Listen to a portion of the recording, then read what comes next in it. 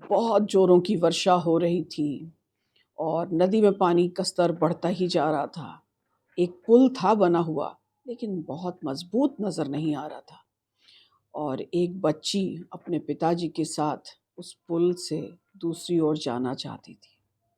पिताजी का भी मन घबराया हुआ था, क्योंकि ये पुल तो बहुत मज़बूत नहीं लग रहा है।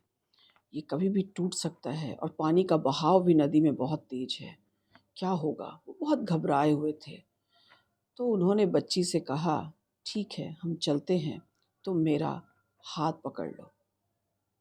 बच्ची ने कहा, नहीं पिताजी, मैं अगर डर गई तो मैं आपका हाथ छोड़ दे सकती हूँ, लेकिन यदि आप मेरा हाथ पकड़ेंगे तो आप मेरा हाथ कभी नहीं छोड़ेंगे। उसे अपने पिता पर विश्वास था, अथाह विश्वास कि कुछ भी हो जाए, मेरे पिता तो मुझे इस नदी से उस पार लेकर जाएंगे ही।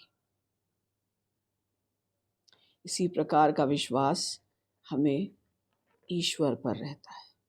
अथाह संघर्ष के बीच भी हमारा पूर्ण विश्वास होता है, यदि हमने ईश्वर का हाथ पकड़ा है तो वो हमारा हाथ नहीं छोड़ेंगे और हमें जो भी संघर्ष हो, परेशानी हो, मुसीबत आएगी, उससे हमें निश्चित रूप से निकालेंगे।